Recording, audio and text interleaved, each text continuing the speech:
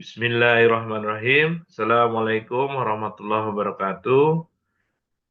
Berjumpa kembali kita dalam pelajaran pemasaran digital atau digital marketing. Selamat mengikuti.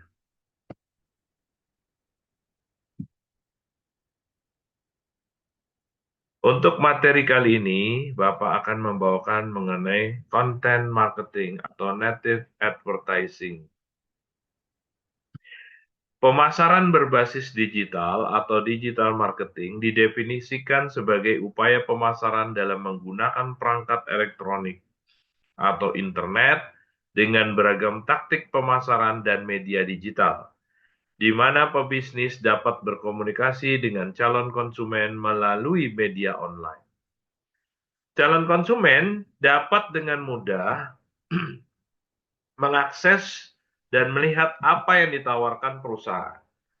Media yang digunakan calon konsumen untuk berkomunikasi dengan perusahaan antara lain melalui website, blog, media sosial seperti Instagram, WhatsApp, Line, Facebook, dan lain-lain ya.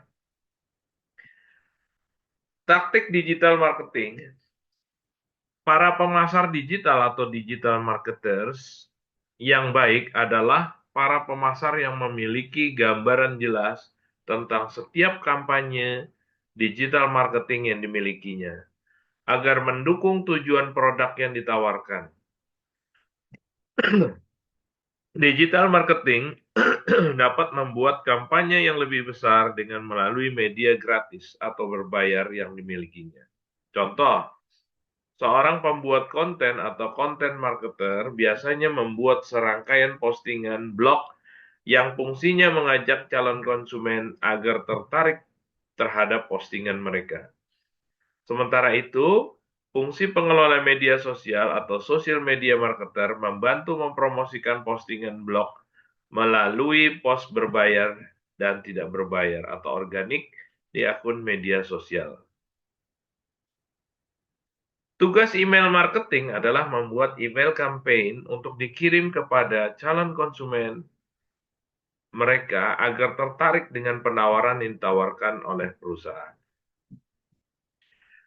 Kita masuk pada definisi pemasaran konten atau content marketing. Content marketing adalah teknik dalam strategi pemasaran untuk menciptakan dan mendistribusikan konten yang memiliki makna, relevans, dan konsisten sehingga dapat menarik calon konsumen dan memperoleh pemirsa. Tujuannya adalah mendorong pelanggan untuk melakukan sesuatu yang menguntungkan, baik bagi pelanggan itu sendiri maupun penyampai konten, yaitu dengan cara mengubah dan meningkatkan perilaku konsumen.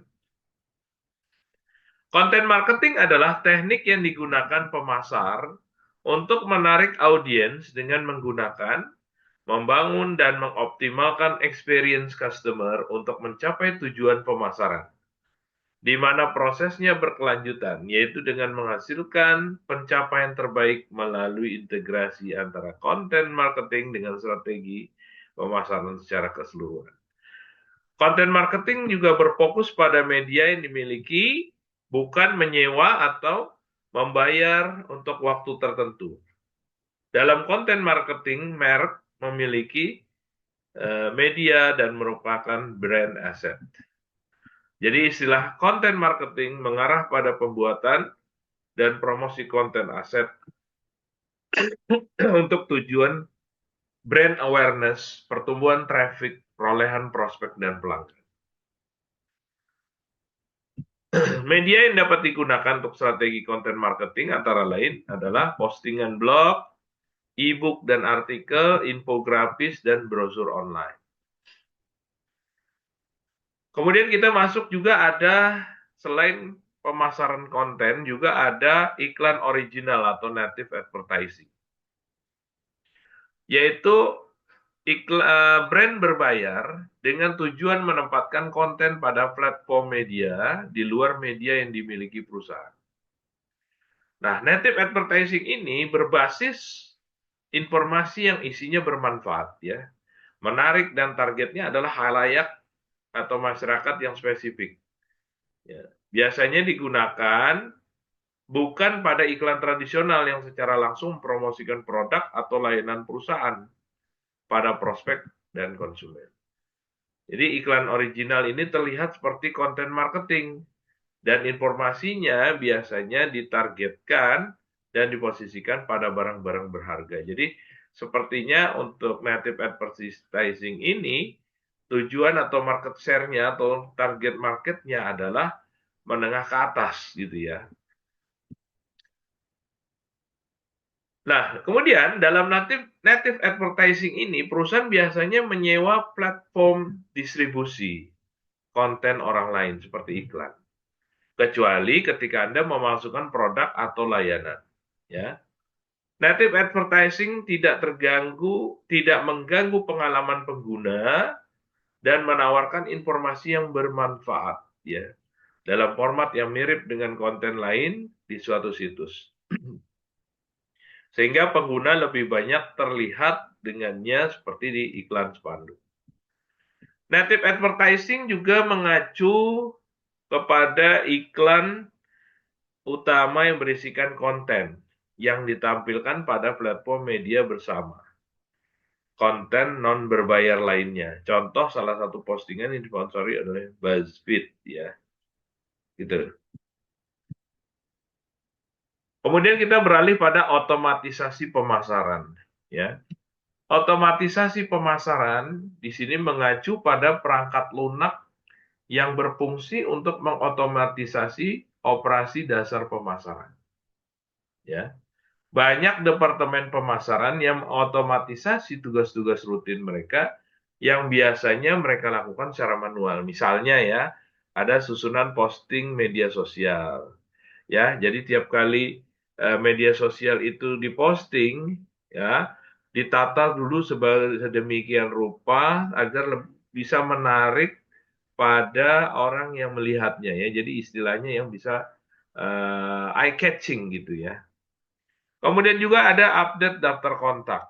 Daftar kontak customer yang kita punya harus selalu diupdate.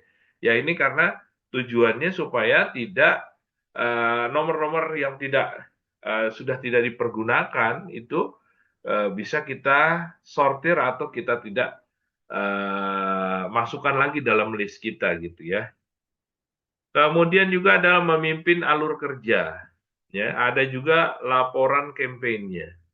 Ya, jadi campaign atau kampanye yang diiklankan itu juga harus mempunyai pelaporan yang baik. Nah, kita masuk pada email marketing. Ya, email marketing, perusahaan menggunakan email marketing sebagai jembatan untuk melakukan komunikasi dengan customer. Ya, seperti yang pernah saya sampaikan, email marketing ini bisa dalam bentuk atau ada tugas dari CRM ya, Customer Relationship Marketing atau Customer Relationship Management ya, yang berfungsi menjalin hubungan baik dengan customer gitu ya. Jadi customer itu tidak kita diamkan saja, apalagi customer yang berpotensi gitu ya, yang sudah membeli atau apa namanya sudah menjadi langganan kita lebih dari satu kali gitu ya. Nah ini harus kita pertahankan dengan baik hubungannya ya. Email sering digunakan untuk mempromosikan konten, potongan harga, dan sebuah event, serta mengarahkan calon customer untuk mengunjungi website Anda. Ya. Kemudian juga tipe email yang dapat digunakan untuk melakukan campaign email marketing yaitu pengikut bulletin blog ya. Jadi ada followernya gitu.